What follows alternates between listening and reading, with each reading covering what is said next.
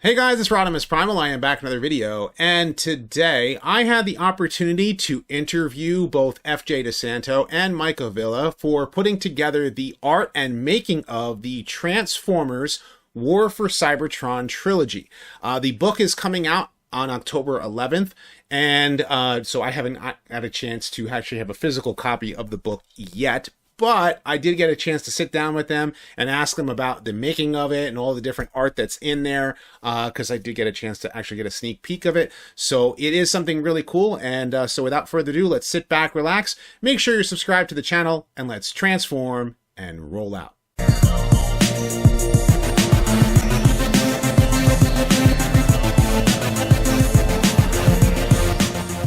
So I'm happy to have FJ Desanto and Mike, how do you pronounce your last name? Avila. Avila.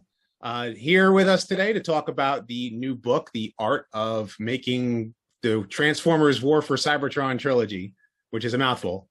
But it's cool because the book is really, really nice. I got a chance to take a look through the images. And so let's talk about the making of the book. How did you guys come about, putting this all together? I kind of got a call from FJ at some point while I think you were still working on the show. The first season, or just we were deeper into it at that point. You were deeper. You may have been working on season 3 at that point and mentioning this. I think he was asking about another one of the books that I've been working on. He says, "When are you do a book on my show? I'm doing a Transformers show. You should do that one." I said, "I'll put together a pitch." And then he called me a few days later and he said, I mentioned the book idea to, I don't know if it was Hasbro. I would imagine you mentioned it to Hasbro. Hasbro first. They were excited about it. So then I said, well, here's the pitch. Yeah. And I had it ready and he passed it along and everyone liked it. And it actually moved really quickly. Really quick. I was shocked. Never in my wildest dreams did I think we'd get a book based on this. And it's like my childhood dream come true to have something I've worked on to be documented like this. It's cool. It's cool because the artwork is phenomenal. Moved quickly, and it moved quickly from idea to pitch to, hey, you're doing the book, here you go, start doing it. It was a pretty rapid timetable. Now you've done a lot of these art books before, Mike, right? Like, so you've done the Aquaman book, and you've done one for Wolverine as well, right? So I've not gotten a chance to look at those yet. So and I'm a big I love Wolverine too. So I definitely. Wolverine book is awesome. The Wolverine book is really awesome. Yeah, for sure. Because a friend of mine still has Incredible Hulk number 181, like sealed, backed and boarded, and it's just like a does cool it thing. Does it have the Marvel stamp though? I believe so. Because it has the stamp. It's even more valuable. That's a 4 or 5 figure book right there. Wow. Yeah. Yeah, he has certain ones. I know he has that and Wolverine number 1, and Wolverine and Punisher I think are like his 2 favorites. So, and then the Aquaman book is for the movie, right? Or yeah, that was the first one I did. And somebody asked me this before, and I told them, I go, working on that book kind of helped prepare me to do a better job on a book like this, because Aquaman is essentially an animated film. I mean, to recreate how they shot underwater involved a ton of special effects, although, coincidentally enough, not as many special effects shots as they did in Fast and the Furious 7, because the same production designer worked on it, and it blew my mind. So it tells you literally everything you see in the Fast and the Furious movies is CGI. That's cool. I like the forward too was nice. It was like, a nice collaborative effort. And I also liked how the book flowed too. It wasn't like you weren't just telling the story of all 18 episodes. You were actually more so like, talking about it from a an overview, which I thought was really nice, and how it flowed, all together. So that's kind of what we were going for. We didn't, and I talked to FJ actually before he did the forward, basically to say, look, let me know what bullet points you're going to hit and what stories you want to include in your forward, and I'll make sure not to do anything like that so we don't repeat it, because it's a big book. There's, I don't know, 192. I'm just going to shamelessly show off the cover here. There you go. So there's 192 pages. There's a lot of room there, but you don't have as many words as you think, because ultimately the artwork is going to drive the interest in the book. I think, you know, the fans want to see the artwork, the packaging art. They want to see the concept art, some finished images. They want to see character drawings and sketches and all that. So you really want to make the best use of the landscape for the words you put in there. And so you want to tell not just a rehash or a recap of these episodes. You want to kind of give people some context to explain the storytelling decisions. Because as FJ can speak to better than me, you know, there's all sorts of things that go into deciding, okay, what stories we're going to tell, what are we going to pull from here and there, and what are we going to do here, you know? Yep. So, and then there's certain aspects like the Dead Universe that need a bit more time than say something maybe in season 3. So it's all a challenge. It's a challenge, and the challenge I had with this one was a good one in that I had a lot of great information, because everyone that I wanted to talk to with the show gave me plenty of time. Sometimes with a movie book, you're going to get 20 minutes with certain people, and that's it. You may get some follow-ups. It's just tougher. It's a lot more regimented. Well, you can ask FJ. He's an open book, so he can. Yeah, I mean, look, I knows that. He was the guy I would call to fact check everything that FJ said, because FJ will misremember things. Then you have the writers who are all encyclopedias in their own right. You know, in terms of the detail, you had the animators. Like it was a great group of folks to talk to get a real complete look at how this show came about. Now, one thing I thought was really cool was like there was a lot of information that, you know, I've asked, you know, I've talked to FJ before, and there were some characters that even mentioned in the book that were supposed to be in the show who didn't even get a chance to make it just because of, you know, whatever constraints there were. And I thought that was kind of neat to see, like we got to see even more of the making of the show from this book. And I thought that was actually kind of neat too. Like, you know, a particular character that was in the Siege toy line was Springer. And I was really surprised when I read that. I was like, wait, Springer was supposed to be there? That would have been cool. But I understand why, you know, like with constraints and stuff like that, you know, and also can you imagine if we had gotten Goldbug and Earthrise Prime in the show, you know? So that would have been, those would have been cool, you know, additions. But I know that there was a lot that went into it, and how it all lays out. I also found it great was we got to see the storyboard in your office there, FJ, that you kept telling me about. And I'm like, so he keeps telling me about this, you know, all of these boards with all of these images, and you have stuff hidden behind images, you know, and now I actually get to see what the room looked like. Well, the problem was, you know, Mike, so you understand, is all my interactions with Joe on these things were during COVID. So I was never at the office because the office was shut down. So at a certain point, I snuck in there and took those pictures for the book, because the office, like, you know, remained intact during COVID. Like it was almost like trapped in time because we were still in production. So I was able to finally, you know, Matt Murray did a good job of sort of putting, you know, all the character stuff and in particular, all the character designs and concept art on the walls. And, you know, I don't think this is any secret. What we did was we put all the kingdom related stuff, because it was so far away and we weren't allowed to talk about it. We put it behind the door. So when you open the door was actually hiding all that artwork. Okay. It's like the majority of the main wall was all the character stuff except kingdom. So it was everything, you know, it was like Siege and Earthrise took up the whole main wall. And then basically anything that was top secret, which was mostly all kingdom, was hidden behind the door, because people were coming in and out of there. Like, you know, one wrong person sees that and ends up online, and then we're in trouble, you know, right. That kind of thing. We were, you know, and we were a very tight ship, meaning, you know, it was just really me and Matt in an office in Burbank. And so a lot of stuff wasn't going to leak, but people would come in and out of there. You just know if one wrong person said to another person, hey, you know, they're doing Beast Wars characters, that would have gotten out and we'd be in deep, deep trouble. Yeah. Well, there was that one image I think that got leaked like right like before they even announced Kingdom. And I know it's like the image itself, I believe, is in the book, was one of the posters for Kingdom. And I believe That it got was leaked. intentional. Like they did for Earthrise, they snuck in the posters the little like Cybertronian letters that if you put it together led to Kingdom. Yep. And then there was also the go ahead. I have a question for you, Joe. Did you, because I started watching the show like the end of season 2, and I don't stay on top of all the Transformers, hardcore fandom, but was it a common, was it well known in the fandom that season 3 was going to be about Beast Wars?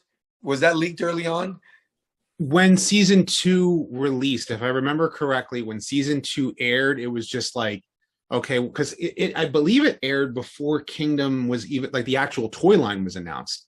Yeah. Right. Because I think Kingdom came out like the Kingdom toy line started like in, I want to say in December, January-ish of that year, around that time. And then like 6 months, like that's when the Earthrise cartoon, I believe, came out, because the Siege cartoon came in the middle of Earthrise, and then 6 months later was the Earthrise show, which kind of coincided with the toy line pretty well. But you were in the middle of COVID production. I'm trying to remember timelines well. And then Kingdom, I remember we were synced up by that point. Yeah.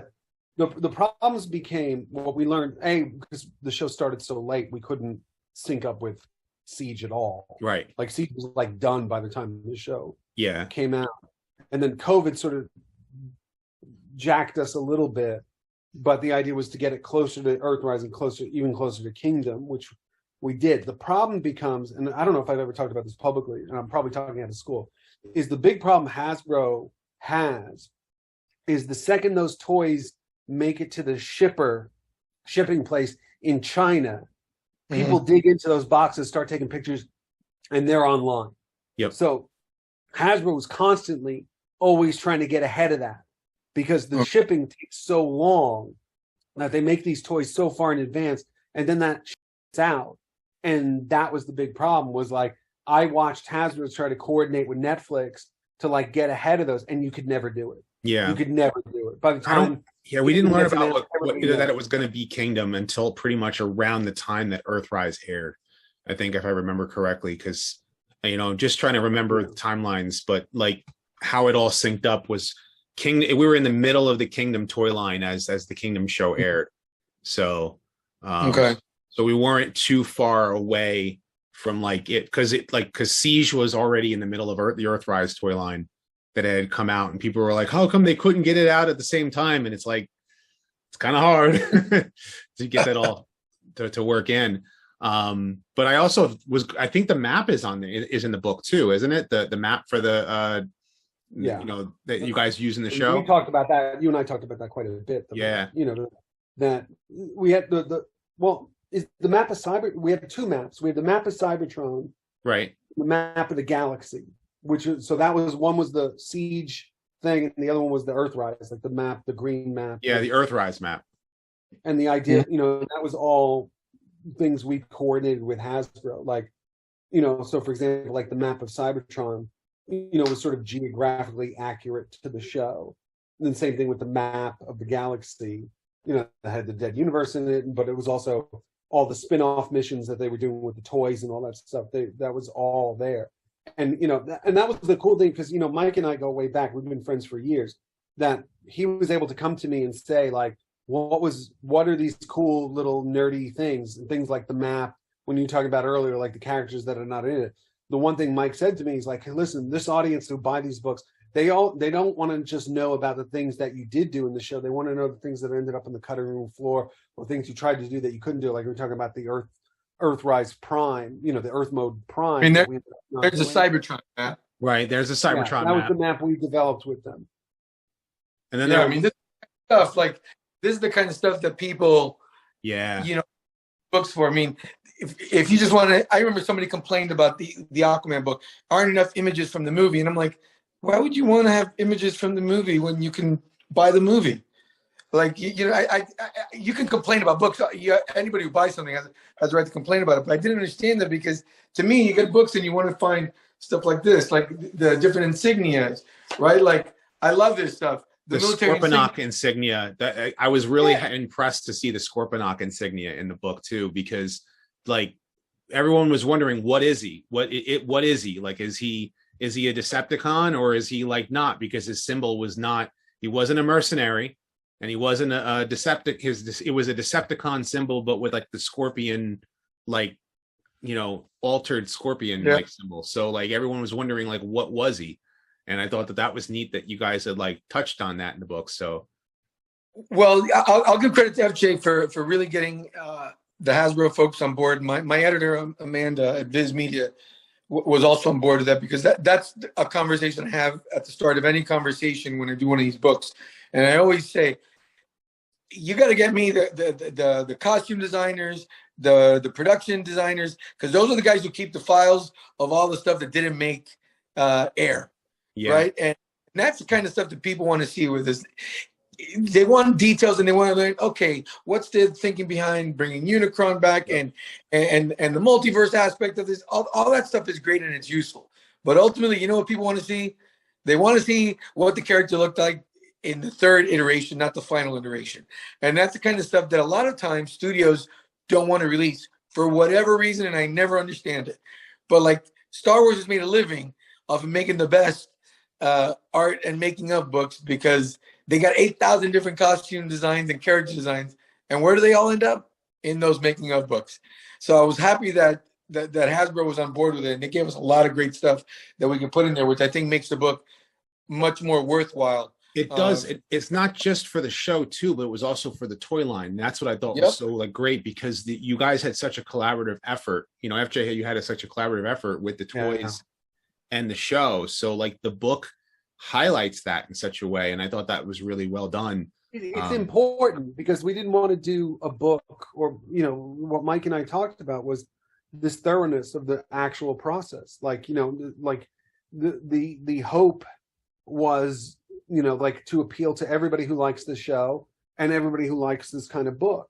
Mm-hmm. And, you know, look, the show doesn't exist without the toys. You got to give the toys love. And, you know, the funny thing is, when they first announced the book, that's what I would see the online chatter was like, the toy's going to be in it, the toy's going to be in it. Yep. And it's like, I'm so glad we did that, because that is what that fan base wants. But also from a storytelling point, or from a show point of view, I should say, is the toys are the genesis of the whole thing. I mean, I've been on your show talking excessively about how closely we worked with Hasbro on it, and to not have Hasbro involved. I mean, we even have the execs at Netflix in this book. Like everybody, you know, like you get the full range of everybody, but it doesn't start without the toys. You know, they're foundation of the whole thing. Yep. And I really, you know, I've said this on a few interviews today, but it's like the process we created, the pipeline of communication with everybody on the show, from Hasbro to Polygon to everybody involved with the show, can't be replicated now. Nobody will like that process will never be duplicated. That intimacy, like, you know, Hasbro now, they'll do toys based on shows they produce versus shows based on the toys they produce. That'll never happen again. And I'm really proud of that. Like that, and I'm glad the book is there to, you know, sort of document all that, because that process will never be the same again. Also, let's be clear here. We're not idiots. We put out a book about the Transformers show and not put toy images there. We're basically asking for hate. I mean, so you got enough here. I mean, how many of them here are like from like that were in the show itself too? So, you know, I mean, it's a matter of self-preservation at that point. I told my editor, I go, Amanda, we need images here, or we're gonna get hammered online. Yeah, so from everything from the box arts in there to the no. And by the way, Hasbro has a gazillion awesome shots of toys too. So It's like, you know, there's an endless supply of it. So we'd be dummies not to. So I'm glad we found that nice balance, because I'll be honest, it seems like a no-brainer, but I've worked on projects, which I will not specifically name here, that have not let me use, and, you know, much unused and behind-the-scenes material. Yeah, and I also like the interviews too that you guys had with a bunch of the, you know, the folks who were involved, from FJ to John Warden to Tim Sheridan and Maycat and everybody else involved. I think it was worthwhile to see all of their thoughts and thought processes into going into the making of the show, and as well as like into making the toys too. So because it all goes hand in hand, because no matter how much people like or dislike the show, it's a matter of how much collaborative effort is to making a product that's worthwhile as much as you possibly can. So, and I think the book highlights that very well. So, but that's my opinion.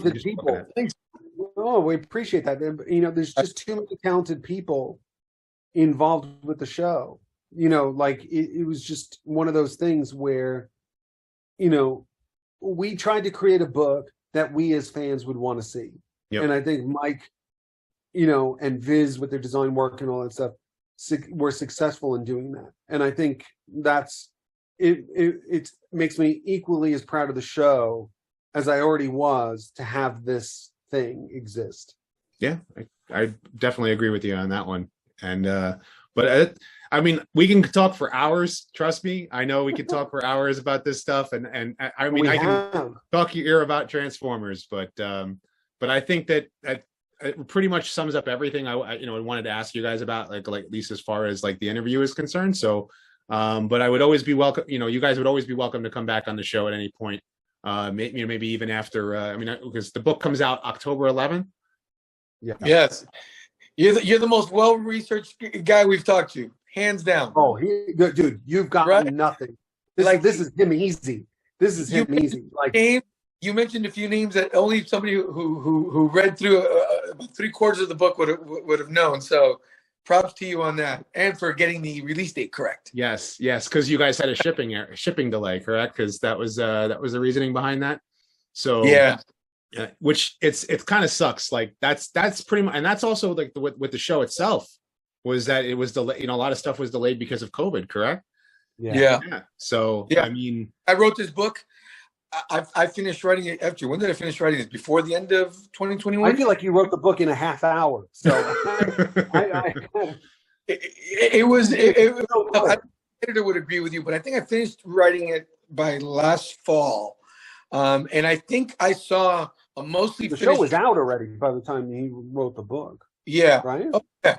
And I finished I saw a PDF that was about 80% of the way done by I think February. So the reason the book hasn't come out soon is just situations beyond our control. But I will say, looking through it, I'm happy that they took their time to get it printed the way they did, because it looks great. He's the only person who has this book, by the way. Yeah, you are. He just wants to rub it in. He just wants to rub it in. I keep running outside in between interviews, checking the mailbox. Oh, I'm sorry. Should I not hold it up? Skim through some of the pages while you're there. Why not? Let's show the audience. I am happy to. Yeah. I mean, here's one: the Space Bridge. Oh, that's great. That's nice. Joe, the other big revelation of this is when we went to Polygon and said, listen, we're doing this book. We want to do the art. I want to really spotlight you guys. There was tons of art I had never seen, like early versions of stuff. He goes to Sound Blaster. See, look, he even gives a name. Yeah, you had to go to Sound Blaster because that's FJ's dude right there. But you also guys gave a name to that one, was it Shamble? I didn't know he actually had a name. Face for our original guys. Yep. Here's the stuff that I dig in these books. All the stuff about the locations and the settings. I like that too. That was really cool. This show, it matters so much, right? You're clearly a Transformers, fan.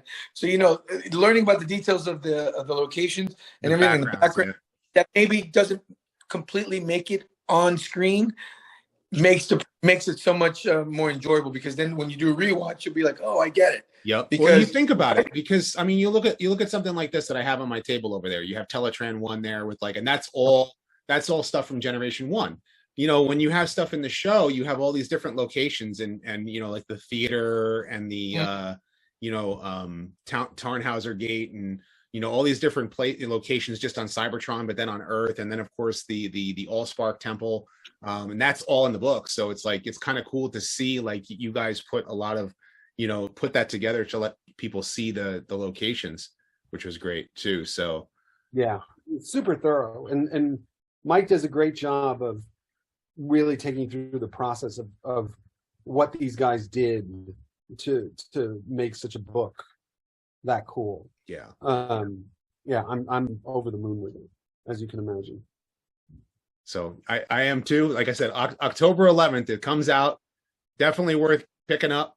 You know, definitely the pre-orders are going to be in the description of this video. So I wonder what you guys think. I hope you guys enjoyed the video. Be sure to thumbs up and subscribe. Check out my other videos as well. And as always, guys, until next time, till all are one.